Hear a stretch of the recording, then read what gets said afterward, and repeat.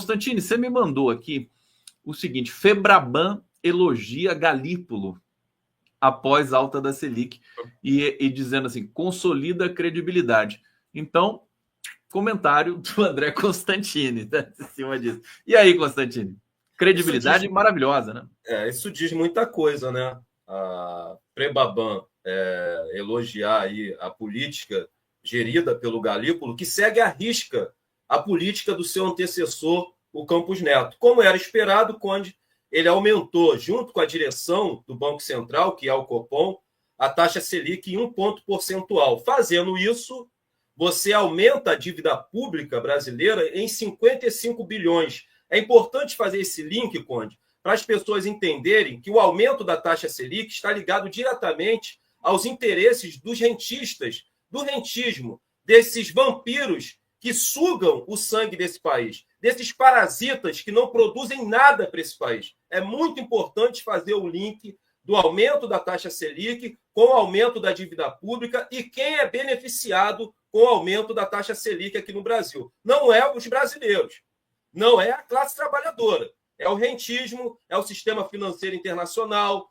é os banqueiros, tanto que ele está recebendo esse elogio, e isso diz muita coisa, mas diz muita coisa. Por isso, Conde, essa é a luta central a ser travada nesse país, nesse momento. Nós precisamos, através da organização popular, da luta de massa, enfrentarmos os banqueiros, esse cartel de bancos que mandam e desmandam nesse país, esses 5 bancos que mandam e desmandam nesse país, enfrentarmos o rentismo, esses parasitas, esses vampiros que sugam o sangue desse país, enfrentarmos o sistema financeiro internacional e enfrentarmos a dívida pública, que é o novo modelo de escravização do Brasil. Nós precisamos de uma auditoria cidadã dessa dívida para saber quem se beneficia com essa dívida pública, quem são os principais beneficiados dessa dívida pública, com essa dívida pública. Nós precisamos saber disso, Conde, e só saberemos disso através de uma auditoria cidadã. Essa luta é central a ser travada no Brasil nesse exato momento. O Galípolo segue à risca a política do seu antecessor.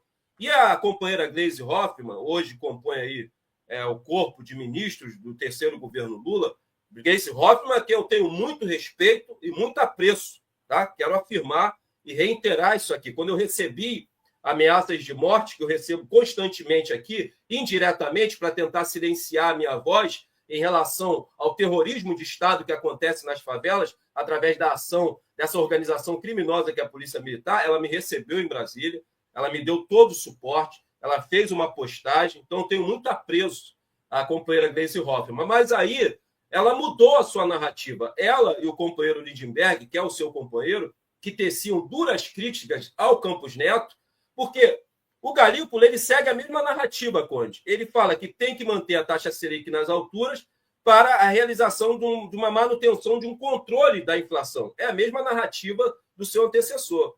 E aí a companheira Gleisi Hoffmann reafirma e reitera, que eu tenho um grande apreço e um respeito, veio com essa narrativa agora de que o Campos Neto deixou uma bomba desarmada no colo do Galípolo para ele desarmar. Né? Eles estão com essa narrativa que, na minha opinião, é falaciosa.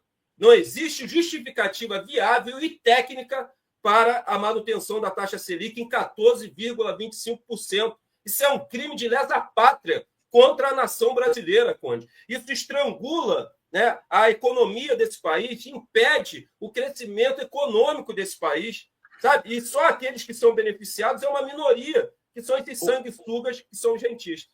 Constantini, eu quero até aproveitar, porque é o seguinte, a despeito desse aumento da taxa de juros, o Brasil está crescendo, o Brasil está querendo crescer, está 3,5%, mais de 3% no primeiro ano do governo Lula, mais de 3% no segundo ano. Parece que tem uma certa desaceleração, mas olha só esse dado que eu vou passar para você, Constantini, aqui comunicar à nossa comunidade. Projeção de inflação para 2025 cai pela segunda semana consecutiva.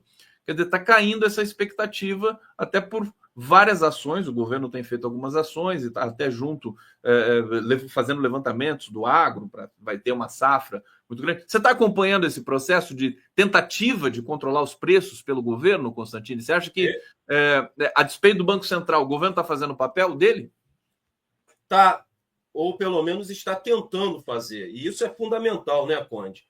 Pensando aí na eleição burguesa presidencial que vai acontecer no ano que vem, o ano que vem é logo ali, nós sabemos que se o governo Lula não conseguir realizar manobras para baixar o preço dos alimentos, isso vai acarretar na eleição burguesa presidencial. Não tenha sombra de dúvidas nenhuma que a baixa popularidade do presidente Lula se dá ao alto preço dos alimentos, que continua nas alturas, mas vem baixando. Então, essa manobra precisa ser consolidada para que Lula possa ser exitoso, e é fundamental que ele vença, sim, obviamente que eu reconheço isso, a eleição burguesa presidencial no ano que vem. Mas eu quero pontuar algumas questões aqui, Conde. Por exemplo, essa questão do crédito consignado.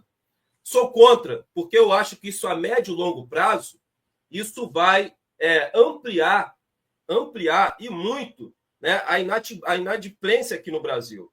Sabe? E esse crédito consignado, que está ligado aí ao FGTS. Né? A gente tem que fazer algumas pontuações e algumas ponderações. E aí é importante fazer outra pontuação, que é uma fala que é bastante pontuada pelo ministro Fernando Haddad.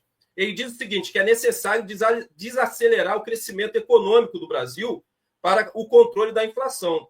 Mas essa medida do governo Lula vai de contra, né, totalmente ao inverso daquilo que o Haddad defende. Porque o crédito consignado é justamente para distribuir uma receita para que os trabalhadores aqui no Brasil possam passar a consumir mais. Isso vai aquecer a indústria nacional e vai viabilizar aí um crescimento econômico no Brasil. Então, assim, tem algumas coisas no governo, Conde, que são falas desencontradas, sabe? O Lula fala uma coisa, faz uma pontuação, faz uma ação, o Haddad fala uma coisa, faz outra ação, sabe? Não está tendo muita compatibilidade. Se você me permite, Constantini, deixa eu só te propor a seguinte leitura para você. Porque, assim, eu acho que o governo não tem o que fazer com relação ao Galípolo. Aliás, o governo poderia colocar qualquer diretor ali, que o Banco Central está sequestrado pelo mercado financeiro brasileiro. Não adianta mudar, a não ser que mude com uma certa estruturação, uma certa preparação. E aí, o que acontece? O governo vai tomar medidas que você está... Eu concordo com você, que são contraditórias com relação ao que o Banco Central está fazendo, né? E aí isso pode acarretar problemas. Pode ser realmente uma briga... Agora, eu vejo também uma tentativa de equilíbrio, né? Eu devolvo para você, só para fazer esse comentário. Não, Conde, assim, falta uma compatibilidade de ações e de falas, né? Isso pode confundir as massas. Eu acho que esse crédito consignado mexe aí em 10% do FGTS, acho que é uma coisa que a gente precisa discutir, e eu acho que esse crédito consignado, né, e teve uma procura muito grande, né, que o trabalhador está com a corda no pescoço, isso vai, a médio e longo prazo, anotem aí o que eu estou falando, aumentar o número de inadimplentes aqui no Brasil. A gente tem que rever essa ação, embora seja uma ação onde o presidente Lula deixa claro que ele quer viabilizar aí, com essa ação, o aquecimento, né, da economia nacional para viabilizar um impulsionamento do crescimento econômico aqui no Brasil. Eu só acho que está faltando compatibilidade de ações e de falas entre o ministro Haddad e entre o companheiro Lula. Né? Então, acho que isso é fundamental, Conde. Agora, outra luta que a gente precisa fazer emergencial, falando do Banco Central, que você falou que o governo fica de mãos atadas, eles querem aí, através da PEC 65, acabar com qualquer tipo de ingerência do governo ao Banco Central, privatizar o Banco Central e entregar ele de uma vez por todas para as mãos do rentismo, dos banqueiros e do sistema econômico internacional, financeiro internacional. Então, acordem, esquerda. Acordem, deixem as pautas identitárias, deixem essas cortinas de fumaça que as pautas identitárias acabam formando, que faz com que nós tiremos, né, os nossos olhos daquilo que realmente afeta a vida do trabalhador, afeta a vida do povo brasileiro. Nós temos que travar essa luta. está tramitando no Senado burguês brasileiro, a PEC 65, que visa privatizar o Banco Central. Aí que o governo não vai ter qualquer tipo de ingerência em relação ao Banco Central, que tem aí a tal chamada de autonomia do Banco Central, que de autonomia não tem nada, né? É o Banco Central que trabalha para atender os interesses dos banqueiros, do rentismo e do sistema financeiro internacional. Precisamos, Conde, construir o Banco Central que esteja a serviço da nação brasileira e do povo brasileiro, em especial da classe trabalhadora, e só conseguiremos isso através das ruas. Por um novo Banco Central, em algum momento da nossa história, quem sabe no futuro, daqui décadas adiante. Constantini, Dilma Rousseff, reconduzida para a presidência do Banco dos BRICS para mais 5 anos. É uma coisa impressionante. Quero ouvir você sobre esse momento da nossa ex-presidenta, presidenta eterna presidenta, que foi golpeada, precisa ser indenizada no Brasil, né? E aí, Constantino? Primeiro, parabenizar a presidente Dilma, muito bem pontuado, né, Conde? Você pontuou aí que sofreu um golpe de Estado, né, em 2016, um golpe de Estado que aconteceu, embora a esquerda institucionalizada, burocrata, reformista, eleitoreira que nós temos aqui no Brasil tapa os olhos para isso, ao fim de esquecer que em 2016 aconteceu um golpe de Estado institucionalizado com a participação de todas as instituições burguesas brasileiras, com a participação de todo o aparato midiático e um golpe que foi arquitetado pelo imperialismo norte-americano para saquear uma das nossas riquezas e recursos naturais, o pré-sal, e muito em desgosto com a criação dos BRICS, onde o Brasil teve um papel de protagonismo na criação dos BRICS. E hoje, a presidente Dilma ser reeleita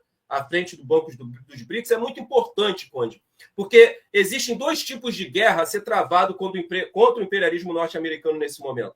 A guerra bélica e a guerra no campo e na área econômica. E é isso que os BRICS fazem. É isso que o Banco dos BRICS faz, enfrentando a principal moeda do imperialismo, que é o dólar, que vem se enfraquecendo cada vez mais. Obviamente, que o imperialismo norte-americano está muito incomodado com o crescimento dos BRICS, com o crescimento do Banco dos BRICS. É importante pontuar, Conde, o imperialismo norte-americano vivencia uma das suas piores crises, ou se não a pior crise da sua história, juntamente com o capitalismo. Então, o que está acontecendo na Palestina e no Oriente Médio demonstra o aprofundamento da crise do capitalismo e da crise do imperialismo norte-americano. Então, qual é a luta que nós temos que impulsionar na América Latina nesse momento? A luta internacionalista. Nós precisamos impulsionar uma luta internacionalista, anti-imperialista, moldada nos moldes da Revolução Bolivariana, liderada pelo grande general Simão Bolívar, que libertou toda a América Latina do jugo da coroa espanhola. É isso que nós precisamos fazer na América Latina. E para impulsionar a luta internacionalista e a luta anti-imperialista, nós temos que consolidar nos países da América Latina políticas nacionalistas. Nós temos que, Conde, mirar no que está acontecendo no México, com a presidente do México. Ela está reestatizando uma série de empresas que foram estatizadas, principalmente em um setor estratégico, que é o setor energético.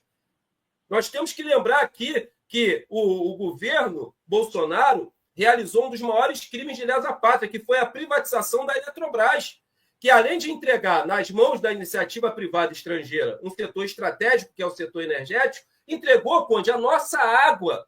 Então, é um dever moral do governo do Partido dos Trabalhadores do companheiro Lula, junto com o apoio das massas, da esquerda, através das ruas, reestatizarmos a Eletrobras. Isso é fundamental.